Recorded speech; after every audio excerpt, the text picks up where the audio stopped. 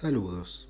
Anteriormente hemos dicho que este tipo de experiencias, las experiencias cercanas a la muerte, no hacen ningún tipo de diferencia entre etnia, raza, religión, nivel económico, nivel cultural, y se da a través de los tiempos en la historia del ser humano. En este caso, por ejemplo, contaremos lo que vivió Elizabeth Taylor, una estrella de Hollywood icónica, tal vez una de las estrellas que más representan a la historia general del cine mundial. Ella tuvo una experiencia cercana a la muerte cuando fue declarada muerta, mientras tenía una cirugía en su espalda.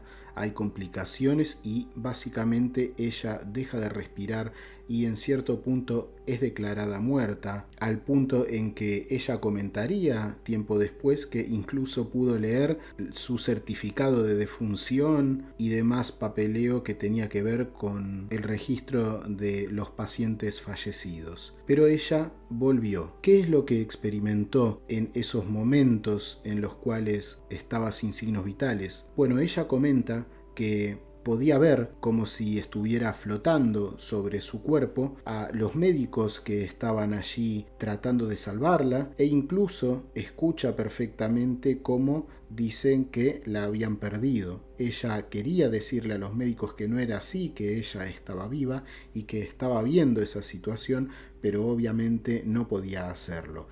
En cierto punto, todo el escenario, todo lo que la rodea se transforma en una especie de lo que se describiría como una especie de cono gris que se transforma en algo así como un túnel.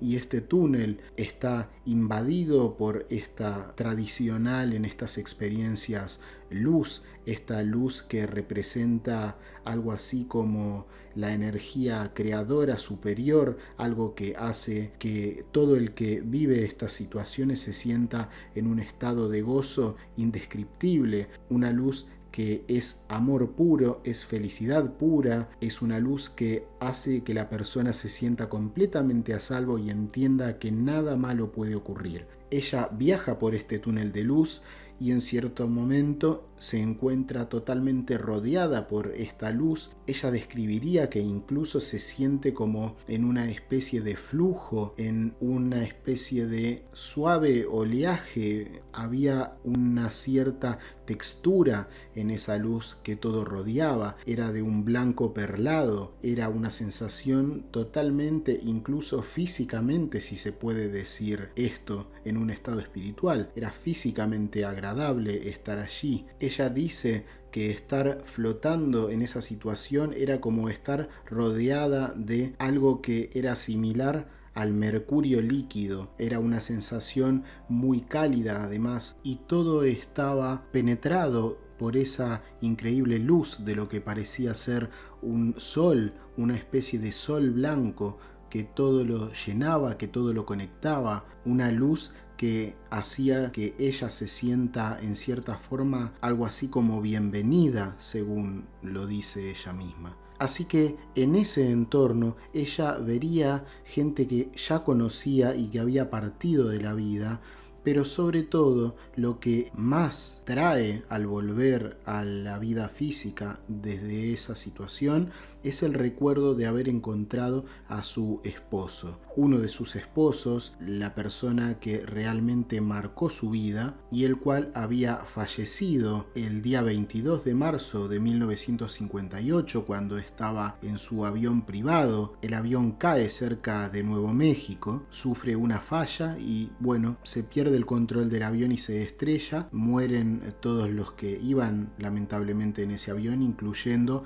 al productor Mike Todd, que así se llamaba su pareja. Curiosamente, Todd se estaba dirigiendo en ese avión a Nueva York para recibir un premio muy importante, muy prestigioso, y Elizabeth Taylor quería viajar con su esposo, pero se había quedado en casa porque estaba un poco enferma, tenía un resfriado y por eso ella no lo acompañó, y de haber ido en ese vuelo ella también habría fallecido.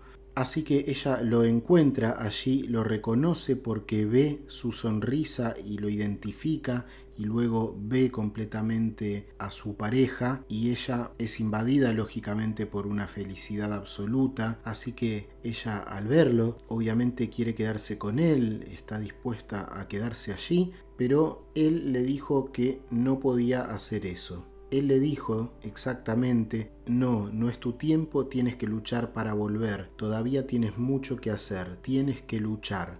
Ella le respondió que quería estar con él, le dijo: Mike, quiero estar contigo, pero su marido seguía en la misma posición y le dijo: no, cariño, tienes que darte la vuelta y volver.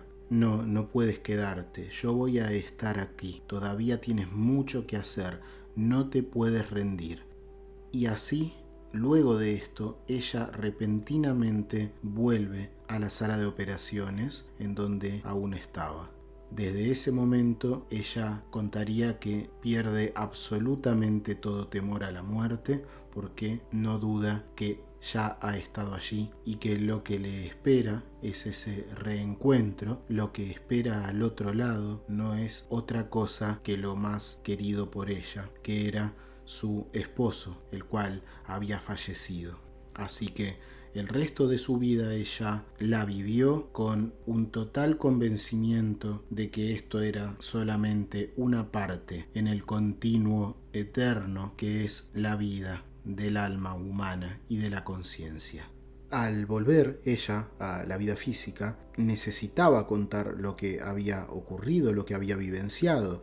Allí ella dice que había 11 doctores y lo comenta, pero luego de eso entendió que realmente sonaba como una locura. Tengamos en cuenta que además era otro tiempo, y se lo cayó por muchísimos años hasta que ella leyó sobre otras experiencias similares y ahí comprendió que no era la única, que no era algo como una locura, y a raíz de eso fue que ella comenzó a abrirse y a contar esa experiencia que le había ocurrido. Así que, como vemos, esto es parte de la vida y así es como debemos verlo. Somos conciencia y la conciencia no le pertenece al cuerpo físico, sino que es un vehículo con el cual interactuamos para experimentar este paso hecho de causas y de efectos, de tiempo y espacio.